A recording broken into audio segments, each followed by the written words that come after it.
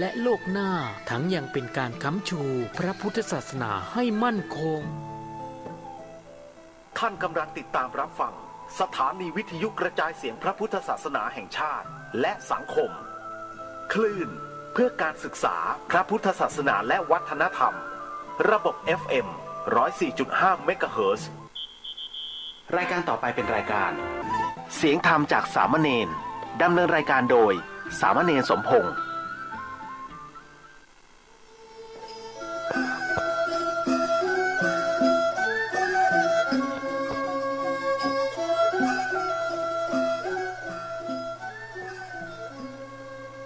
โลกนี้มีที่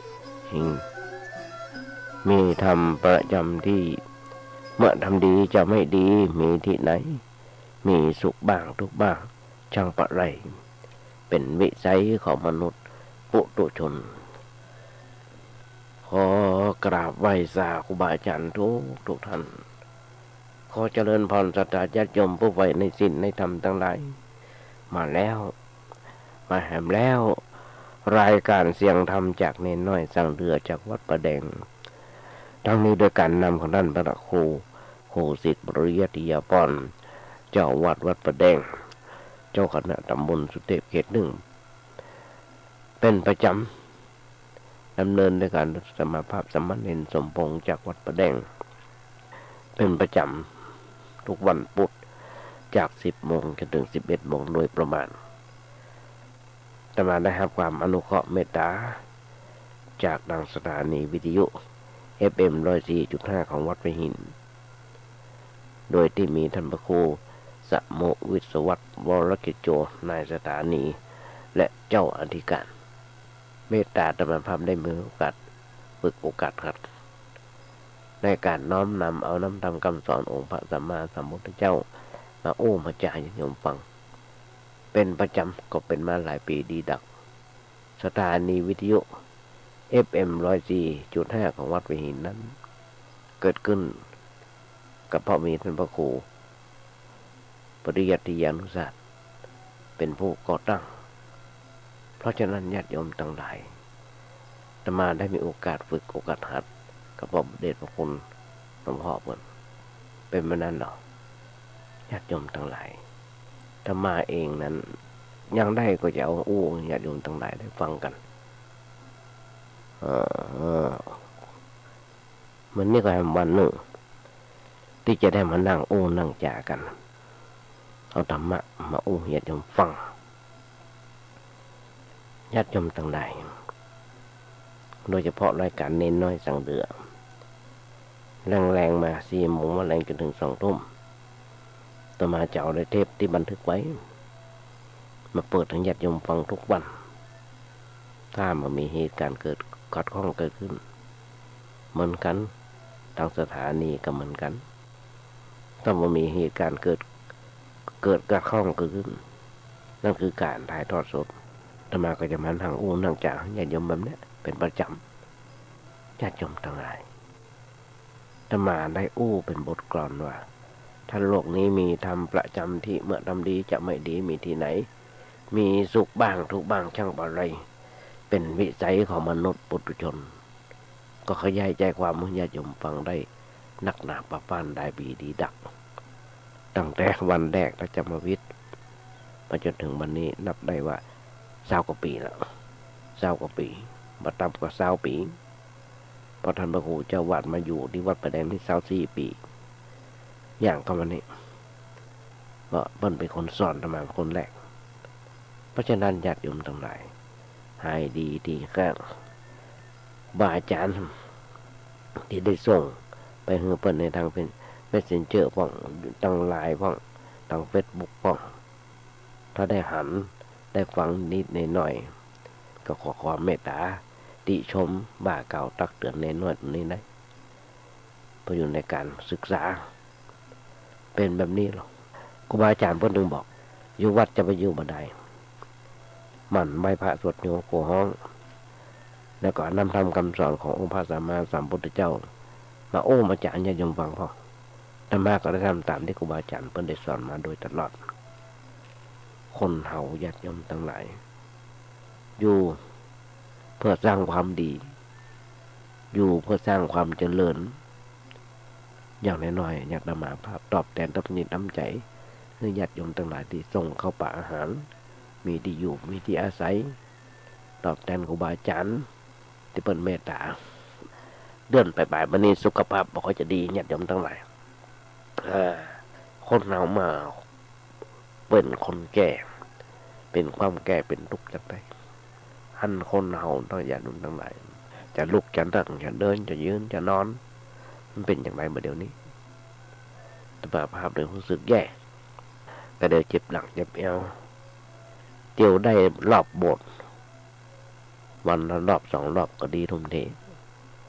จอกไม้เตาไปตุ้ยก็ต้องต่อสู้กันไปนอนแล้วลุกขึ้นโอ้ยญาติโยมทั้งหลายก็จะมืนตาก็จะลุกได้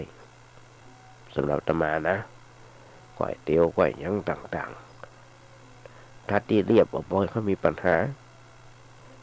ปืนดินเป็นคกเป็นคักเตียวยากเพราะต้องใช้ไม้เตาอย่างที่โยมญาติโยมหันหลายๆคนเฮาญาติโยมทุกคนที่อยู่บนโลกนี้จึงบอกคนเฮาทุกๆคนอาศัยอยู่เพื่อสร้างความดีโลกที่เฮาอาศัยอยู่เนี่ยเพราะว่าสิ่งต่างๆที่เฮากำลังครอบครองอยู่เนี่ยถึงหมดถึงเสี่ยงล้วนแต่เป็นของโลกโดยแท้จริงแต่เราขาดความเข้าใจต่อความเป็นจริงของชีวิตเลยหลงติดคิดยึดถือกันว่าสิ่งนั้นสิ่งนี้เป็นของเฮาอันนั้นก็เมียเฮานี่ก็ผัวเฮาอันนั้นก็ลูกเฮาอันนี้สำคัญญาติโยมทั้งหลายตึงมือตึงบันแข่งแย่งชิงดีชิงเด่นกันโบราณเพราะว่ามีเมียแล้วให้แอมสองเฮียน้ำนองจังตายลูกความหันกันอยู่ญาติโยมทั้งหลายมันยิงคนเดียวลูกประจายเป็น2เป็น3เกิดการทะเลาะวิวาทขึ้นศาลยิงกันตายฆ่ากันตายนักหนาปาปานหันข้าวอยู่ทุกเมื่อเช้าวันเป็นหลงยึดถือคิดอย่างนั้นสิ่งนี้เป็นของลูกเก่าอันนั้นกับลูกเฮานี่กับผัวเฮาเรามากึดย้อนก่อยถอยก่อยเด้อว่าส่วนตัวเฮาแต่แรกก็ยังบ่มีแล้วจะมีสิ่งต่างๆหรือว่าลูกเมียที่ไหนมันคล้ายๆกับว่าเฮาน่ะจุตัวเก่าเองเมื่อเฮาจุตัวเก่าลงตัวเก่าหลอกตัวเองหลงขี้ตูยึดสิ่งต่างๆที่เป็นของโลกมาอบมากอดเอาไว้มันไปเอามาไว้เป็นของตัวโลภมันเป็นของตัวมันเด้อย่อมต้องถูกมูนี่ไหนย่อมต้องถูกลงโทษคือได้รับความทุกข์ความทรมานเป็นผลตอบแทนไปโอบไปกอดไว้นักเท่าใดคนนั้นก็นะครับทุกตอนญาติโยมมันมาคือกว่าสักน้อยหรอกว่าเศรษฐีในประเทศไทยของเขามีกันกี่คนมีความสุขมากน้อยขนาดไหนนอนมันรับนั่นนะญาติโยมทั้งหลายนอนมันรับนั่นทำไมของนุ่งนอนมันรับหรอห่วงสภาพห่วงอย่างสภาพห่วงหลายคนญาติโยมทั้งหลายถ้ามาขอย้อนรอยถอยว่าถ้ามาได้ฟังได้อ่านหนังสือของบาอาจารย์วันนั้นได้อ่าน ของพระอาจารย์ดร.พระมหาสวัยไม่ใช่พระมหาสวัยพระมหาสง่าเจ้าอธิการวัดพระราชเจ้าคณะตำบลเขต2เพิ่นได้เขียนไว้ญาติโยมทั้งหลายแต่มานั่งอ่านรู้สึกว่าชื่นอกชื่นใจวันนี้เอามาจะถ่ายทอดให้ญาติโยมฟังเพิ่นบอกว่าระหว่างพระอริยะกับผู้วิเศษมันต่างกันยังไงอันนี้น่าคิดญาติโยมทั้งหลายพระอริยะกับผู้วิเศษมันต่างกันยังไงทำตัวอย่างนอกจากห้ามพระวัตถุจริตมนุษยธรรม ห้ามอวดคุณวิเศษเช่นมีในตัวแล้วเพิ่งก็ยังอวดฤทธิ์อวดเดชห้ามแสดงฤทธิ์ปฏิหารย์ด้วย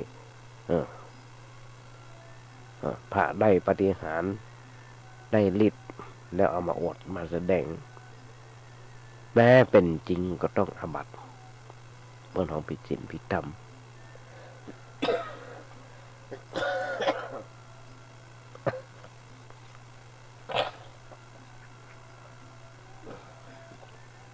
มีในประเทศไทยนักแม้เป็นจริงก็ต้องอาบัติมีความผิดทำไมถึงเป็นแบบนั้นการแสดงฤทธิ์มีโทษกี่อย่างอย่าไปเขียนไว้ก็คล้ายๆกับการอวดอุตริมนุสธรรมอุตริมนุสธรรมนะแต่มีแง่มุมบางอย่างแปลกไปพ้องคือคล้ายกันกับโอกันย่อๆที่แปลกไปกับ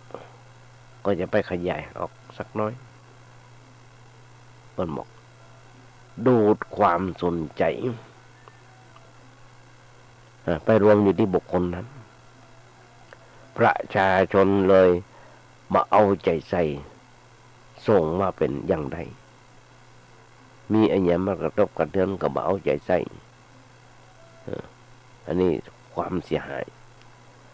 การมีฤทธิ์เป็นคนละเรื่องกับการหมดกิเลสพระก็มีฤทธิ์พระมีฤทธิ์ก็จะประจำเป็นจะต้องหมดกิเลสและพระที่หมดกิเลสก็ประจำเป็นต้องมีฤทธิ์ผู้มีฤทธิ์บางทีก็มีกิเลสบ่น้อยเลยนะและถ้าเอาฤทธิ์มาใจสนองกิเลสตัณหาของตัวเก่าจะโอ้เข้าใจง่ายๆว่าต้องแยกระหว่างพระอริยะกับพระผู้วิเศษกับผู้วิเศษความเป็นอริยะนั้นอยู่ที่คุณธรรมความดีโดยลดละกิเลสมีโลภะโทสะโมหะเป็นน้อยลงจนกระทั่งหมดกิเลสจนกระทั่งละกิเลสได้ทั้งหมดเป็นผู้บริสุทธิ์มีคุณธรรมสมบูรณ์ก็เป็นพระอรหันต์ส่วนความเป็นผู้วิเศษนั้นเฮาจะพ้อกันละไปที่การมีฤทธิ์จากการมีฤทธิ์มีเดชมีอิทธิปาฏิหาริย์ล่องหนหายตัวได้บันดาลอะไรอย่างต่างๆได้มีอำนาจจิตแรงกล้าล่องรู้วาลจิตของคนอื่นหายใจทายใจคนอื่นได้เสมอเนี่ยมูเนี่ยหลายๆอย่างถ้าพระอริยะมีฤทธิ์มีความวิเศษก็ยิ่งดีเป็นคุณสมบัติเสริมความสามารถเพื่อทำอันอย่างได้ดีขึ้นแต่ถ้าผู้วิเศษมาเป็นอริยะและก็มีกิเลสมากก็จะเป็นภัยอันตรายร้ายแรงเพราะมีความสามารถที่จะทำชั่วได้นักกว่าคนชั่วที่บ่มีฤทธิ์จะหันได้จากตัวอย่างในอดีตเช่นสมัยครั้งพุทธกาลนั่นนะพระเทวทัตและรัชปุตินเป็นต้นพระเทวทัตก็ดีราชปุตินกันนู้นเป็นต้นปัจจุบันเนี่ยญาติโยมทั้งหลายชักจะมีความสับสนมากขึ้นในการเอาความเป็นพระอริยะกับความเป็นผู้วิเศษมาสูนนั้นกันที่หนักกว่านั้นที่หนักกว่านั้นก็เอาความขลังศักดิ์สิทธิ์หรือความมีฤทธิ์มาเป็นเครื่องกำหนดความเป็นพระอรหันต์พ อหันหรือว่าได้ยินว่าพระองค์นั้นมีฤทธิ์ขลังก็บอกว่าเป็นพระอรหันต์อันเนี้ยเกิดจากการมาหูหลักพุทธศาสนาเจ้าพุทธแต่จึงต้องเรียนหูหลักพุทธศาสนาเพื่อนับยิ่งขึ้นก่อนที่จะเปลี่ยนพระพุทธศาสนาไปเป็นลัทธิผู้วิเศษโดยบ่ฮู้ตัวยุคสมัยพระเทวทัตนั้นมาได้เป็นพระอริยะมาได้เป็นพระอรหันต์เลยแต่แสนจะมีฤทธิ์เก่งกาจแล้วก็หลงฤทธิ์ก็เลยทำให้เกิดกิเลสฟูขึ้นมาฟูขึ้นมาท่านก็เลยก็ใจฤทธิ์ในทางร้ายหาลาภสักการะต้องการผลประโยชน์และความยิ่งใหญ่ลงตัวมันเด้อลง6 คนต่อ 9ลงตัว6 คนต่อ 9เพราะฉะนั้นเป็นเครื่องเตือนใจเพื่อระวังว่าถ้าพระมีฤทธิ์พระที่มีฤทธิ์นะเป็นผู้วิเศษเกิดมีกิเลสลองก็เกิดญาติโยมทั้งหลายประชาชนที่เป็นหลงฤทธิ์ของผู้นั้นบ่มีความเป็นตัวของตัวเองเพราะเนี่ยไปฝากความหวังไว้กับปัจจัยภายนอกเป็นการปฏิบัติที่ผิดหลักพุทธศาสนาพุทธศาสนาต้องการให้ตัวเก่าพัฒนาตัวเก่าให้ทำการตามหลักเหตุและผลให้บรรลุความสำเร็จด้วยความภาคเพียรของตัวพัฒนาตัวเก่าให้ดีงามสามารถยิ่งขึ้นอยู่เสมอถ้าเราพอแต่ว่าถ้าเรามัวไปหวังความสำเร็จจากการโดนบันดาลของอำนาจหรืออานุภาพภายนอกเขาเองก็จะบอกรู้จักทำมันอย่างและมาเป็นอันทำมาหากินได้แต่รอคอยออกฤทธิ์แต่รอคอยฤทธิ์มาช่วยพอรอคอยผลจากการดลบันดาลของท่านผู้มีฤทธิ์พร้อมกันนั้นก็มีความเสียโอ้ยสุขภาพต้องพอไปญาติโยมตัวใดได้ยินเสียงวัดเสียงไอที่ก็มีผลเสียตัวบุคคลก็มีฤทธิ์ในตัวเองเพราะถ้ายังหมดกิเลสก็จะเพลิดเพลินกับมัวเมาคิดติดในฤทธิ์เช่นลงเพลินจากลาภสักการะละเลยปฏิบัติฝึกฝนขัดเกลาตัวเองเพื่อบรรลุธรรมเบื้องสูงขึ้นไปทำมือพระบางองค์ติดอยู่ได้แค่นั้นบ่สามารถก้าวต่อไปสู่ความบรรลุมรรคผลนิพพานเมื่อตัวเองหลงเมื่อตัวเองลาภสักการะแล้วก็ไปล่อลอกหาลาภสักการะจากประชาชนแห่งทางฝ่ายประชาชนเองก็มัวเมามัวแต่วุ่นวายติดตามผู้วิริตแล้วในที่สุดผลเสียก็จะเกิดจากพระศาสนาสังคมรวมส่วนรวมญาติโยมทั้งหลายอันนี้ครูบาอาจารย์เพิ่นได้อู้ไว้มีแห่งหลายอันหลายอย่างก็ให้ขึ้นไปคอยอู้ให้ญาติโยมฟังไปเนี่ยอย่างที่บอกญาติโยมทั้งหลายเรามานั่งอู้ญาติโยมฟัง ดีก็อยู่บ่ได้เป็นหวัดเป็นไข้นิดหน่อยเองนะทุกอย่างญาติโยมทั้งหลายยุคนี้สมัยนี้เขาเรามาปรับมุมมองใหม่เนาะเรื่องต่างๆที่อู้ไป การมีการฝึกปรับมุมมองของชีวิตใหม่เขาอาจจะปะแต่ความสุขส่วนเดียวแม้จะยังดำเนินชีวิตอยู่ในโลก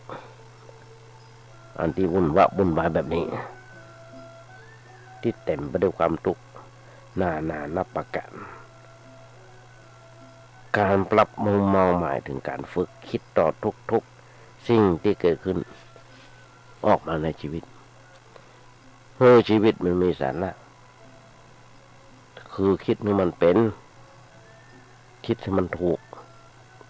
เพื่อเอื้อประโยชน์ให้กับการใช้ชีวิตได้เข้าสู่แก่นแท้ของชีวิตอย่างบ่มีทุกข์อย่างบ่มีความทุกข์ญาติโยมทั้งหลายธรรมดามุมมองของชีวิตของคนทั่วไปจะมีมุมมองที่ชอบไปในลักษณะของการได้หรือสูญเสียในผลประโยชน์อย่างเดียวทั้งเพื่อตัวเก่าและคนใกล้ชิดนี่เมื่อกี้วันฤดูการเลือกตั้งผู้แทนราษฎรก็จะมาแล้วเริ่มผู้แทนราษฎรเริ่มหาเสียงละเริ่มหาเสียงกันละยกยอปอปั้นอย่างที่เขาว่าแม้กระทั่งเสาไฟฟ้าก็ยังไว้ขายวิมานกันขายวิมานให้เขาฟังกันโอ้วัดกันต่างแล้วนะเขาจะได้ปะหลายอย่างโดยที่บอกว่ามันสร้างความทุกข์ความทรมานให้กับเขาแต่บางคนจะหูเป็นในอยู่พ้องแต่ก็บ่สามารถจะดึงหรือดีดเอาตัวเอาเองมาเหี่ยจากสิ่งทั้งสองได้เพราะความเคยชินต่อแนวคิดเดิมๆนั้นมีพลังนักกว่าซึ่งได้ลงรากฝังแน่นอยู่ในใจมาเบิ่นนานแต่ก็บ่เหลือวิสัยที่จะเพียรพยายามฝึกคิดฝึกพอในแง่ดีๆที่มีประโยชน์แต่มาได้หันข่าวในทีวีเมื่อกี่วันที่ผ่านมาอันนี้ก็เหมือนกันญาติโยมทั้งหลายคนเพิ่นตั้งใจจะทำบุญสุนทานแต่ไปหันภาพที่เพิ่นนับสตางค์จำมาได้ติมเนี่ยเป็นทางอีสานนี่แหละไอ้อย่างก็เนี่ยวัดคำชันโนดอีกก็อย่างนี้ที่เป็นไปไหว้ไปสร้างกันนะก็มีบุคคลหลายบุคคลที่ยักยอกเงินเดือดร้อนห้อนไหมจนหนึ่งปุ้นผู้ว่าต้องตั้งกรรมการแห่งวัดนึงก็ยังมาฟ้องร้องก็ยังมาเสียเตือกวัดบางขานเงินเป็นได้100 ล้านพันล้านช่วยกันนับช่วยกันยังต่างๆยังฟ้องร้องกันเป็นกรรมการกันมูจะเป็นกี่ชุดเกี่ยวกี่ชุดหรอกเพราะฉะนั้นนี่แหละหลักโลกโกรธลงโลภโทสะลดกิเลสโลภโกรธกิเลสแล้วก็โลภทุกคนตั้งแต่โควิดเข้าบ้านมา3 ปี4 ปีเขาเผชิญทุกข์ด้วยใจที่สงบคนเฮาเมื่อมีปัญหาเกิดขึ้น ก็เกิดความสับสนวุ่นวายจนต้องเป็นทุกข์ใจกันกับเรื่องที่เกิดขึ้นเกินเหตุเลยมาเป็นอันกินอันนอนแม้จะยืนจะเดียวจะนั่งจะเดินจะนอนอย่างใดบอกว่าจะอยู่ในอิริยาบถใดๆก็มีแต่ความร้อนรุ่มคอยแต่วิตกกังวลจนทำมันอย่างมาทุกข์พอปัญหาบหัน แก้ไขปัญหามาได้ เมื่อบ่ฮู้ว่าหยังบ่ฮู้จะแก้ไขปัญหาอย่างจังไดก็เจ้าแต่ไปบนบ้านศาลเจ้า เข้าหาเจ้าสงหมอดูผ่านบ่กินเหล้าเมายาด้วยส่วนสิเฮฮาเอากับเพื่อนกับฝูงจนกลายเป็นคนสะสมปัญหาพอกคุณความทุกข์ไปนักเก่าเป็นการยากที่จะแก้ไขปัญหาหรือความทุกข์แก้ไขความทุกข์ใจหมดลงไปได้ อันนี้ก็แฮมอย่างหนึ่งส่วนการหรือว่าส่วนคนที่ฝึกคิดอย่างมีสาระคนคนนั้นย่อมมีมุมมองของการคิดดีมีความฉลาดมีความกล้าหาญที่จะเผชิญกับความทุกข์ที่เกิดขึ้นด้วยใจดีใจที่สงบขึ้นสงบเย็นมีสติอันสุขุมรอบคอบในการคิดที่จะปล่อยให้เกิดความทุกข์ขึ้นแต่ขึ้นกับตัวและยังคงคอยเฝ้าต้อนรับความทุกข์ต่างๆที่ผ่านเข้ามาในชีวิตอย่างบาดสะทกสะท้านเหมือนกับไม้เปรียบเสมือนกับต้นไม้ที่นาพันธุ์ต้นไม้สภาวะอย่างสบายวันยี่ห้อ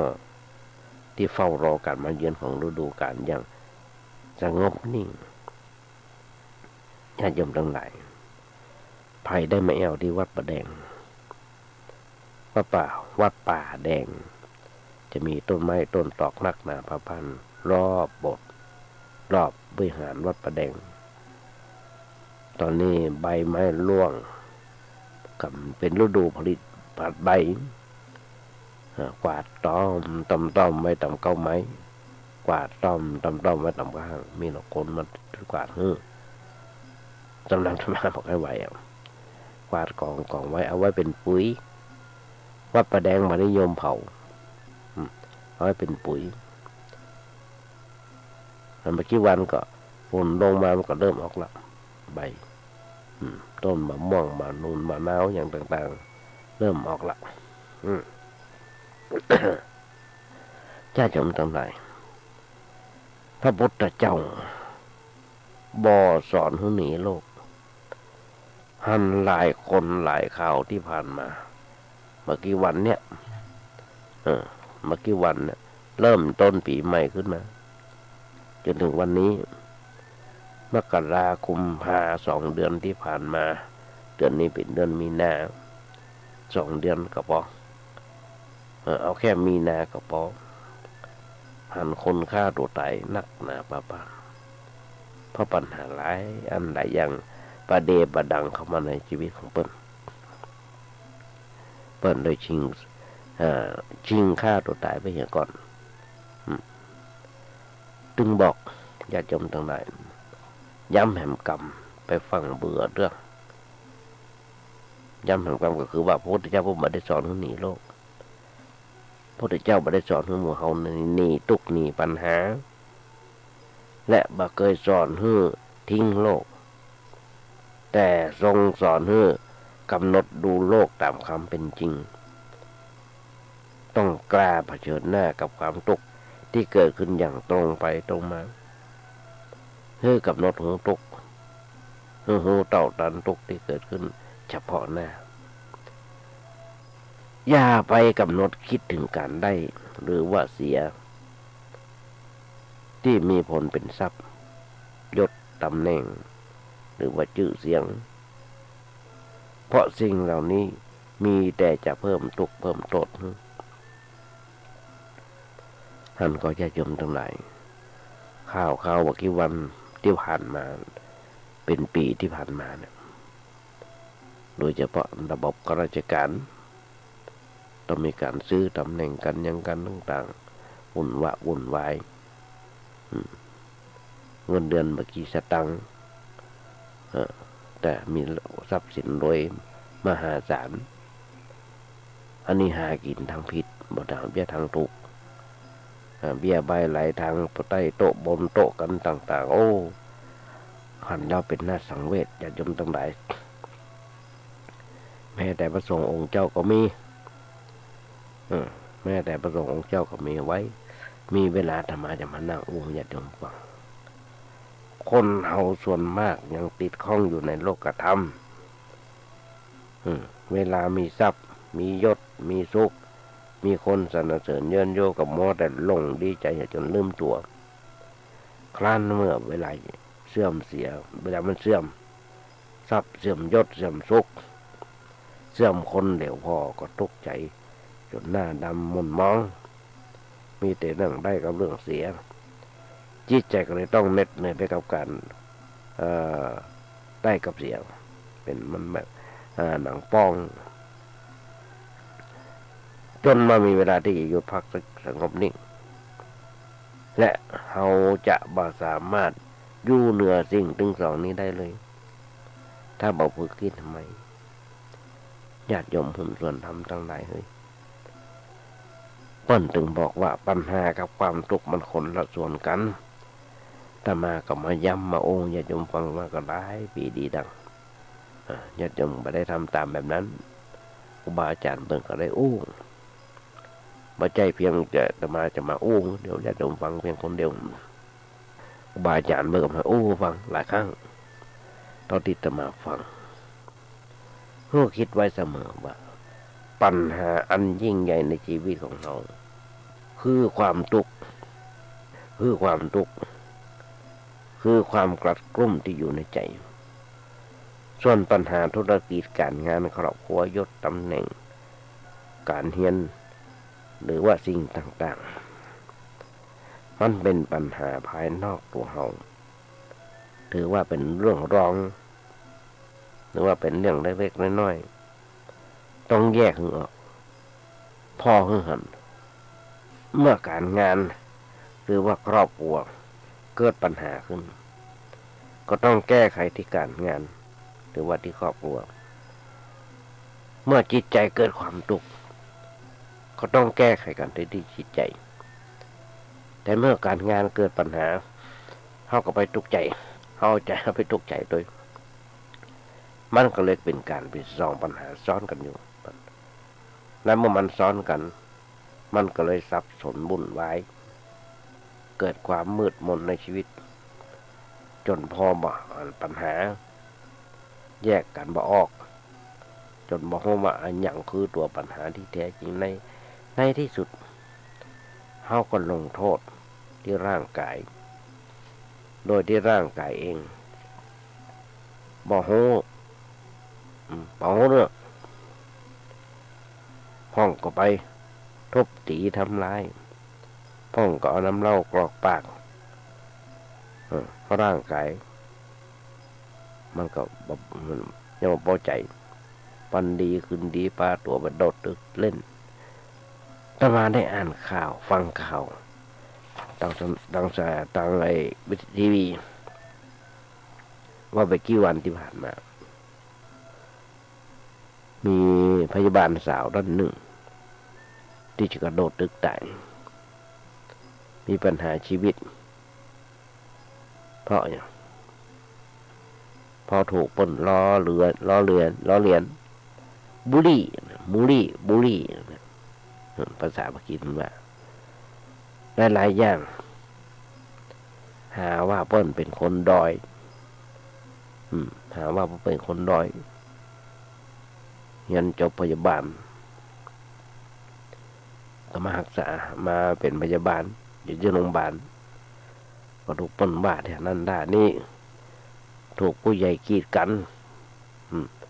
หลายอย่างญาติโยมทั้งหลายบ่สามารถจะขึ้นตำแหน่งเลื่อนตำแหน่งย้ายแผนกได้ไปตามกาลเวลาของเปิ้นแต่อายุเปิ้นยังน้อยอยู่30ปลายบ่ได้ดีเปิ้นมาโดดตึกตายน้อยใจในเจ้าหน้าที่ในเจ้านายน้อยใจในโชคชะตาของตัวเก่าอุตส่าห์เรียนจบมาลึกๆของเปิ้นแล้วสมัยเป็นละอ่อนเปิ้นว่านะเปิ้นได้เข้าห้องยาบ่อย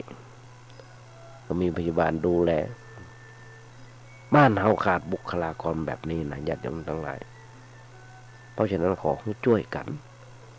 อยู่กัน เงินเดือนก็น้อยงานก็หนัก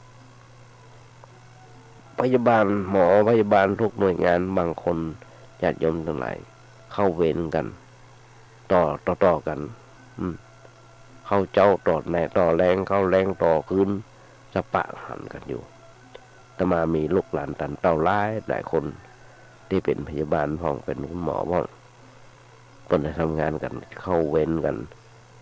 หนักหนาประบ้านดึกดื่นกลางคืนถึงจะได้ปิกบ้านปิกจองเนี่ยญาติโยมทั้งหลายเขาลองกึดกันสักน้อยก่อนที่จะทิ้งครอบครัวธุรกิจการงานต่างๆเกิดล้มละลายหรือว่าสิ่งอื่นๆเกิดการล้มเหลวซ้ำยังมีหนี้สินท่วมตัวที่จะต้องชดใช้หลายคนโดยตุกใจกึดหนักกึดเนี่ยจนเครียดและเครียดเนี่ยจนอยากจะฆ่าตัวตาย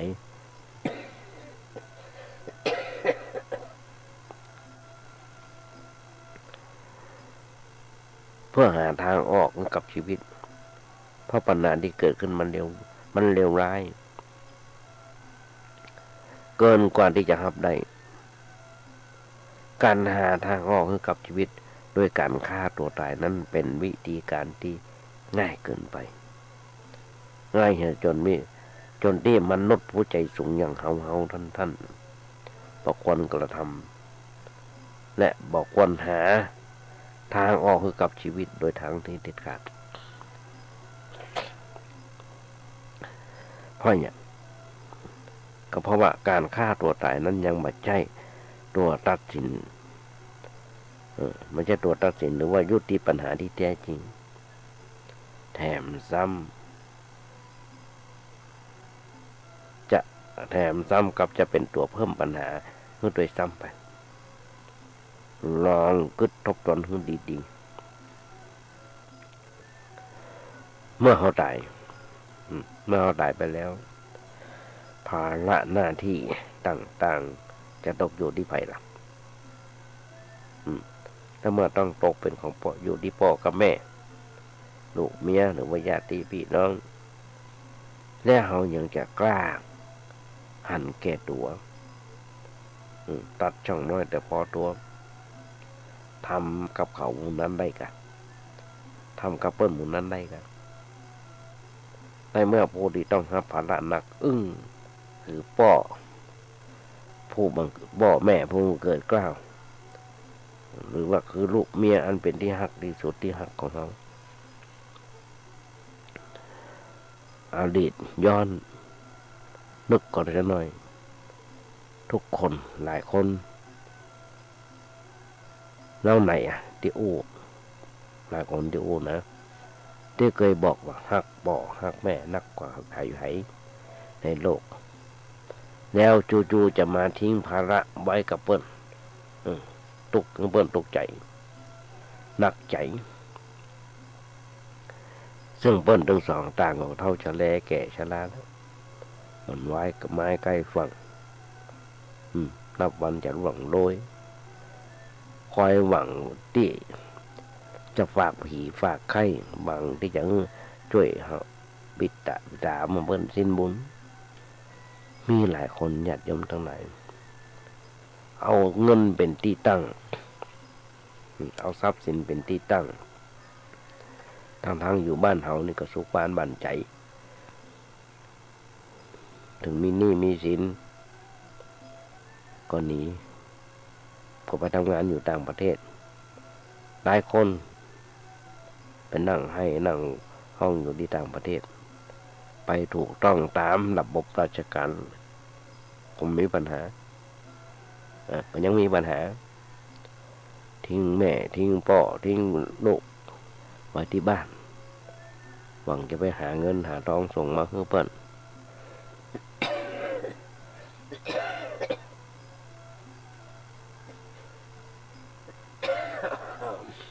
บางคนนะทิ้งลาภยศสรรเสริญทิ้งยศทิ้งถาบรรดาศักดิ์หมดหวังไปเมืองนอกเพื่อกอบโกยเอาทรัพย์สมบัติหลายคนที่ตายไปแล้วก็สามารถจะ ใจสมบัตินั้นได้เน้นน้อยขออู้สักน้อยมาเปิดใจให้กว้างเมื่อเรียนรู้ในเรื่องของอนิจจังเขาจะต้องเปิดใจให้กว้างออกไปเพื่อเรียนรู้แต่อย่ามาปลุกสิ่งที่เกิดขึ้นว่าสิ่งที่เกิดสิ้นทั้งหมดทั้งมวลสามารถพลิกผันเกิดขึ้นได้ตามเหตุผลของมันเสมอเช่นเรื่องธุรกิจการค้าขายล่มละลายหรือว่าเรื่องอื่นๆเกิดการล้มเหลวและมันอาจจะเกิดขึ้นได้ในทุกคนเพราะอย่างมาถึงบอกทุกสิ่งล้วนแต่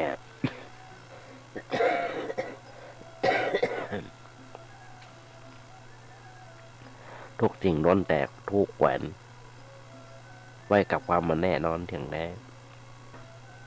ถูกแขวนไว้กับความมาเที่ยงแท้แน่นอนนะยังบางทีมันก็จะเดินขึ้นบางทีมันก็ถอยลงเสื่อมลงมันเป็นของมันอย่างนี้เพราะมันเป็นของมันเป็นของที่มีอยู่คู่กันกับโลกประเมินแล้วทุกชีวิตที่เกิดมาในโลกนี้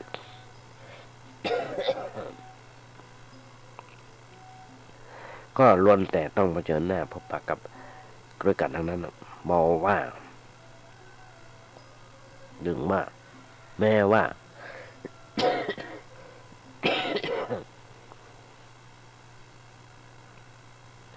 อาจจะมีลักษณะที่แตกต่างกันไปพ้องกันตามและเรื่องธุรกิจการงานหรือว่ายศตำแหน่งจะเลื่อนขึ้นหรือว่าเสื่อมลงนั้นก็ไม่ได้เกิดขึ้นจากการอำนาจของเทวดาฟ้าดินที่ไหนอันที่เห็นอย่างหนึ่งญาติโยมทั้งหลายที่บอกต้องเปิดใจให้กว้างเขาถึงจะรู้ได้ในเรื่องของสัจธรรมมันจะเจริญขึ้นหรือว่าถอยลงก็ช่างทุกชีวิตต้องต่อสู้กันไปบางคนท้อแท้อ่อนใจ2-3 ปีที่ผ่านมากู้ก็ได้ว่าทั่วโลกหรือว่าทั่วประเทศของเขาผจญกับในเรื่องของโรคโควิดยังพอเงินวิทย์แหมติดหนี้แหมสเปเหระท้อได้ญาติโยมทั้งหลายบอกว่าจะเกิดปัญหาอะไรอย่างเกิดขึ้นในชีวิตบอกว่าจะหนักจะเบาอยากคิดเกินกาดด้อยแท้ด้อยอ่อนใจเพราะการท้อแท้อ่อนใจมันจะทำให้ชีวิตของเขาเหมือนกับว่าตายไปแล้วเกินหนึ่งขอให้ญาติโยมทั้งหลายมันฝึกคิดอย่างมีสาระเพื่อสร้างเสริมเติมแห่งใจให้กับชีวิตอยู่เสมอแล้วก็สักวันหนึ่งเขาอาจจะพลิกมายืนอย่างมั่นคงตัดที่เขาล้มอยู่นั่นเองหรือเขาอาจเกิดความท้อแท้อ่อนใจต่อปัญหาที่กำลังประสบอยู่เพื่อคิดถือว่าถึงจะท้อแท้แต่เขาจะแพ้บ่ได้เพราะคนที่รอคอยความหวังเขายังมีอยู่ถ้าเขาแพ้เหตุคนทำหลายคนก็ต้องลำบากหลายคนต้องลำบากแก้ได้เท่าใดก็เอาเท่านั้นญาติโยมทั้งหลายเมื่อเกิดเนี่ยว่าเรื่องราวต่างๆที่เกิดขึ้นมันเกิดขึ้นมาเพื่อแก้ไขปัญหาเพื่อแก้ปัญหาเพื่อแก้ไขเพื่อเกิดความพัฒนาไปในสู่ทางที่ดีขึ้นที่จะเดินขึ้นเสมอบ่ได้เกิดขึ้นมาเพื่อเฮากลัดกลุ้มหนักอกหนักใจจนคิดจะทำได้ตัวเก่าหรือผู้อื่นพยายามมองปัญหาหันฝึกคิดถือเป็นแล้วเฮาจะบ่มีทุกข์ แต่ว่าเราต้องรู้ความจริงว่ารู้ความจริงไว้ว่า ปัญหาหลายๆอย่าง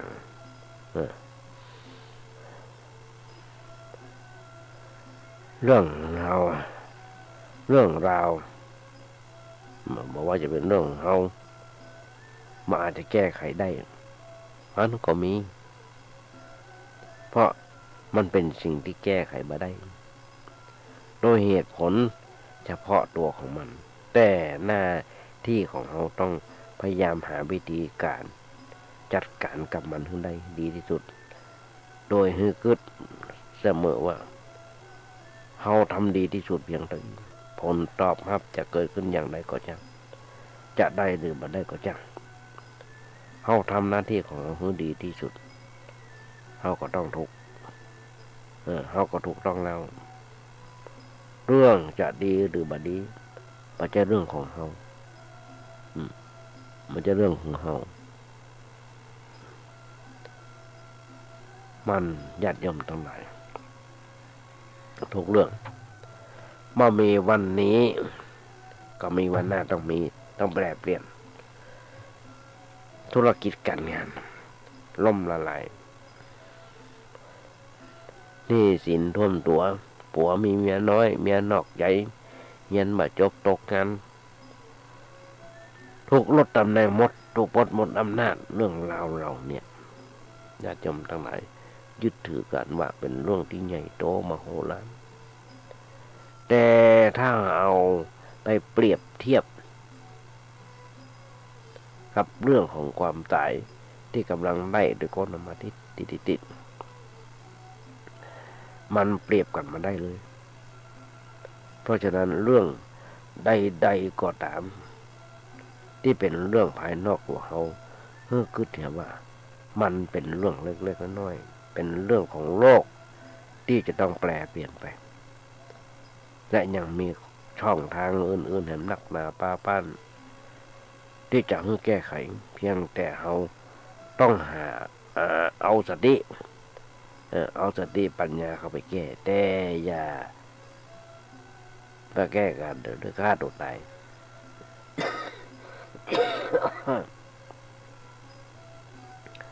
ทุกมันมาหมดได้เพราะการไหว้วอนญาติโยมทั้งหลายผ่านหลายๆที่บนไหว้วอนกันโอ้อัดยัดกันเข้าไปพอไหว้วอนขอความช่วยเหลือจากจาก10 จิปาถะอย่างต่างๆแต่กรรมฐานจำดีจะเป็นไปได้กรรมมุนาวัตตะดีโลโกสัตว์โลกย่อมเป็นไปตามกรรมนั่นคือกรรมคือการกระทำของคนเขาทำดีก็ได้ดีเขาทำชั่วเขาก็ได้ชั่วบางคนบอกว่าทำดีมาตลอดชีวิตมันยังมาถึงเวลาแล้วเนาะอย่าลืมทั้งหลายเขาชดใช้กรรมเขาก่อนแล้ววันใดวันหนึ่งเขาต้องรู้เองก็อย่างที่บอกทุกมันหมดได้เพราะการไหว้วอนพยายามอย่าคิดเรื่องราวต่างๆต้องเป็นไปตามใจของเขาถึงหมดแต่เมื่อคิดว่ามันจะเกิดเรื่องดีหรือร้ายอันยังก่อนมันเกิดขึ้นเราจะพยายามหาวิธีมาแก้ไขปัญหาเพื่อดีที่สุดแก้ได้ก็เอาแก้บ่ได้ก็เอาและคิดไว้เสมอว่าความทุกข์ความกลัดกลุ้มจะบ่หมดลงไปได้ส่วนการบนบานไหว้วอนต้องขอเทพเจ้าแม้แต่พิธีกรรมต่างๆก็อาจทำให้เป็นปนตุกใจตั้งใจมุสิ้นไปได้นอกเหนือจากเขาจะต้องมีสติปัญญา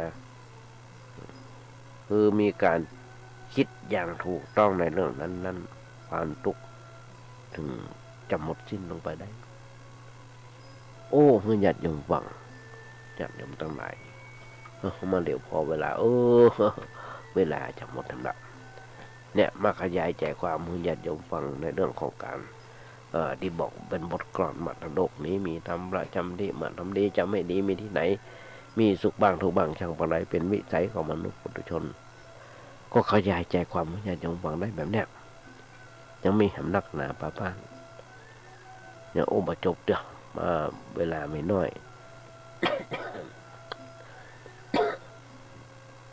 วันนึงเวลามาชั่วโมงเดียวกันนี่เอาละ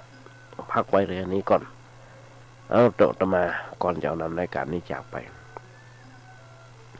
ก็ขอเอางานบุญงานกุศลโอ้เอิญนึงญาติโยมฟังสักหน่อยซึ่งทางวัดประแดงเรามีท่านพระครูโคสิตปริยัติยาพรเจ้าวัดวัดประแดงเจ้าคณะตำบลสุเทพพร้อมคณะกรรมการมีการก่อร่างห้างแปลงซ่อมแซมเสนาสนะพัฒนาปรับปรุงภูมิทัศน์ที่วัดประแดงมีแห่งหลายอันหลายอย่างที่จะต้องช่วยกันบอกบุญมันยังญาติโยมทั้งหลายอย่างเช่นตอนนี้มีการสร้างศาลาพระเจ้าติโลกราชกำลังจะเริ่มลงวางศิลาฤกษ์ในวันที่6ที่ผ่านมาเพราะฉะนั้นญาติโยมทั้งหลายเพราะวันที่6ที่ผ่านมาเนี่ยมีการวางศิลาฤกษ์แล้วในศาลาปฏิบัติธรรมศาลาเกิดพระเจ้าติโลกราชเพื่อเป็นอนุสรณ์ผู้สร้างเมืองเชียงใหม่สร้างวัดประแดงเพราะฉะนั้นญาติโยมฝากบอกคุณญาติโยมทั้งหลายด้วยต้องมีการพัฒนาเพิ่มเติมเสริมแต่งมันดีการกงลุ่งเรืองขึ้นแบบท่านพระครูเจ้าวาดมาอยู่ที่วัดประแดงนี่24 ปีเจริญรุ่งเรืองขึ้นมานักหนาประพันธ์พิษหน้าพิตาขึ้นไปวัดไปว่าไปขอเตญาติโยมทั้งหลายเพราะฉะนั้นฝากบอกบุญญาติโยมทั้งหลายด้วยโทรศัพท์ไปถามท่านพระครูเจ้าวาดได้รวมตำบลสุนทานด้วยกันเบอร์โทรศัพท์มันมีอยู่ว่า0818815690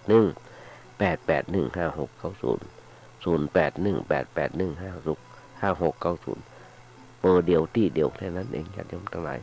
ขอเชิญร่วมทำบุญด้วยกันท้ายรายการวันนี้ญาติโยมทั้งหลายกราบขอบพระคุณแนะนำจากท่านพระครูสมุวิศวัตรวรกิจโจในสถานีเจ้าอธิการวัดไผ่หินที่เมตตาอังคตมาพามีโอกาสฝึกมีโอกาสหัดในการน้อมนำแล้วก็สอนอุปาสมาสามเจ้ามาอุ้มใจญาติโยมทั้งหลายได้ฟังกันและวันนี้อาจจะเป็นวันครบรอบวันเกิดของฝ่ายคนใดคนหนึ่งมาพาขออำนวยพรไปพร้อมกันเลยว่าขอมีความสุขมีความเจริญคิดสิ่งหนึ่งถึงได้ส่งความมุ่งมั่นปรารถนาขอให้ญาติโยมอย่าเจ็บอย่าไข้กันเลยขอเจริญพร